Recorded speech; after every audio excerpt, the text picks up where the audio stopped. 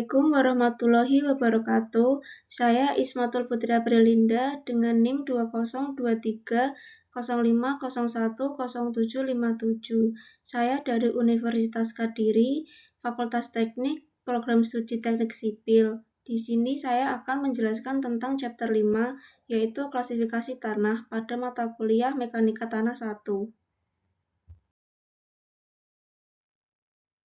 Yang pertama yaitu tujuan klasifikasi tanah. 1.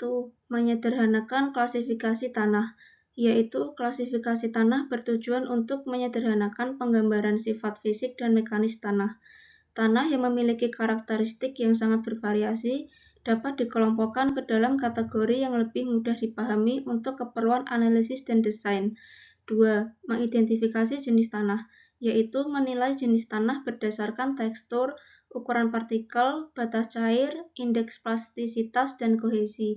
Tujuan utama adalah untuk mengetahui apakah tanah tersebut termasuk kategori tanah kasar, yaitu kerikil atau pasir, atau tanah halus, yaitu silt atau lempung, serta kemampuannya untuk menahan beban atau menyerap air.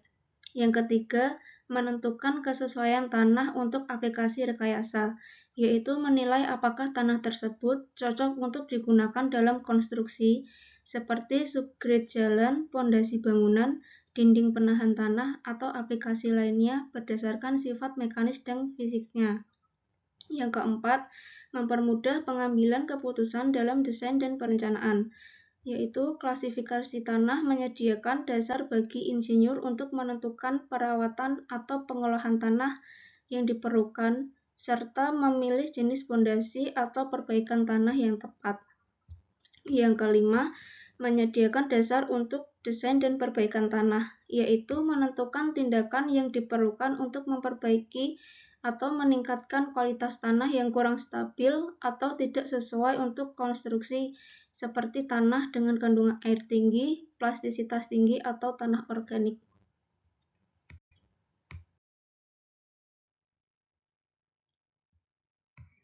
Yang kedua yaitu cara atau metode. Di sini ada dua klasifikasi yang digunakan, yaitu ASTO dan USGS. Kita akan membahas tentang ASTO terlebih dahulu, yaitu yang pertama, tanah diklasifikasikan berdasarkan distribusi ukuran partikel dan plastisitasnya. ASTO menggunakan saringan untuk mengelompokkan tanah sebagai granular, yaitu A1 hingga A3, dan tanah halus, yaitu A4 hingga A7, dengan penekanan pada kesesuaian tanah untuk subgrade jalan. 2. Selain distribusi ukuran partikel, ASTO menggunakan indeks group untuk mengetahui kualitas tanah sebagai bahan subgrade, di mana GI rendah menunjukkan kualitas yang lebih baik. Tanah dengan GI lebih tinggi membutuhkan pengolahan lebih lanjut untuk digunakan dalam konstruksi jalan. Yang kedua yaitu USGS.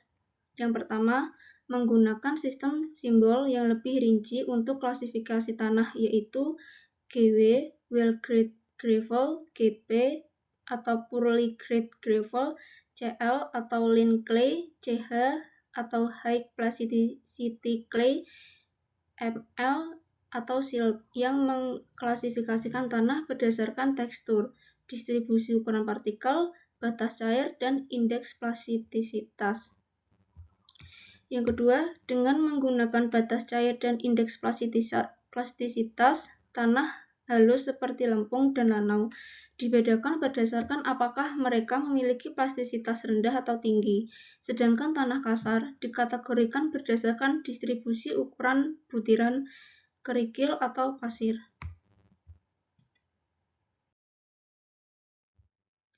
Yang ketiga yaitu hasil. Di sini ada dua, yaitu yang pertama adalah ASTO dan yang kedua USGS.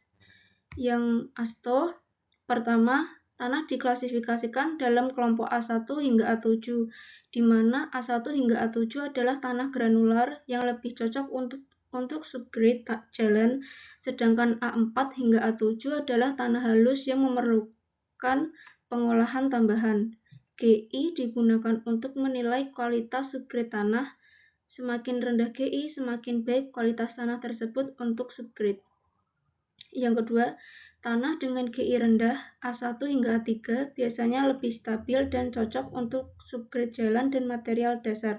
Sedangkan tanah dengan GI tinggi A4 hingga A7 membutuhkan perbaikan lebih lanjut untuk memenuhi standar kualitas subgrade. USGS. Yang pertama, tanah dikategorikan dengan simbol seperti GW, GP, CL, CH, dan ML berdasarkan kombinasi distribusi ukuran partikel dan plastisitas tanah. Tanah kasar, kerikil, dan pasir memiliki distribusi ukuran butiran yang berbeda dengan tanah halus, yaitu lempung dan lanau. Yang kedua, klasifikasi ini membantu insinyur untuk memilih bahan yang sesuai untuk fondasi bangunan, dinding penahan tanah, dan aplikasi lainnya, dengan memberikan informasi detail tentang plastisitas dan tekstur tanah.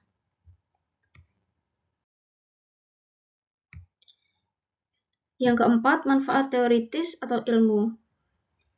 Pertama, pemahaman dasar tanah. Klasifikasi tanah memberikan dasar untuk memahami karakteristik fisik tanah yang mempengaruhi perilakunya dalam konstruksi dan desain. Ini termasuk kemampuan tanah dalam menahan beban, daya serap air, plastisitas, dan kohesi yang penting dalam analisis dan desain geoteknik. Kedua, pengembangan teori geoteknik. Klasifikasi tanah menjadi dasar teori dalam penelitian lebih lanjut mengenai mekanika tanah, daya tahan, daya dukung tanah, perbaikan tanah, dan stabilitas struktur. Ini membantu pengembangan metode baru dalam analisis dan desain geoteknik. Yang ketiga, basis untuk penelitian. Menyediakan data yang diperlukan untuk penelitian lebih lanjut, seperti perbaikan tanah, analisis stabilitas lereng, dan desain fondasi. Tanah yang diklasifikasikan dengan baik akan memberikan gambaran yang lebih jelas tentang cara tanah akan berperilaku dalam berbagai kondisi, konstruksi, dan beban. Yang kelima yaitu manfaat praktis atau lapangan.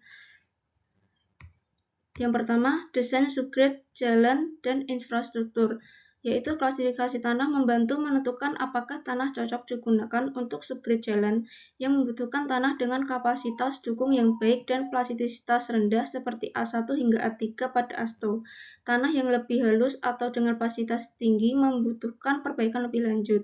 Yang kedua, pemilihan material fondasi. Klasifikasi tanah membantu memilih tanah yang sesuai untuk fondasi bangunan dan struktur lainnya. Tanah yang lebih stabil dan kasar seperti GW dan GP lebih cocok untuk fondasi, sementara tanah dengan plastisitas tinggi seperti CH dan CL mungkin memerlukan stabilitas sebelum digunakan. Yang ketiga, stabilitas tanah. Dengan mengidentifikasi jenis tanah yang memiliki masalah seperti plastisitas tinggi, kandungan air yang tinggi, atau kelembapan berlebih, klasifikasi tanah memberikan panduan untuk tindakan stabilisasi atau perbaikan yang diperlukan, seperti penggunaan material pengikat atau pengeringan tanah. Yang keempat, perencanaan fondasi dan dinding penahan tanah, yaitu klasifikasi tanah membantu menentukan jenis fondasi yang diperlukan, serta membantu dalam perencanaan dinding penahan tanah, stabilitas lereng, dan pemilihan material untuk dinding penahan berdasarkan tipe tanah yang ada.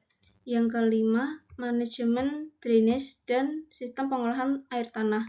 Tanah yang lebih permeable seperti pasir dan kerikil cocok untuk aplikasi drainase, sementara tanah yang lebih plastis seperti lempung lebih cocok untuk menahan air. Klasifikasi tanah memungkinkan perencanaan sistem drainase yang lebih efisien dan pengelolaan air tanah yang lebih baik.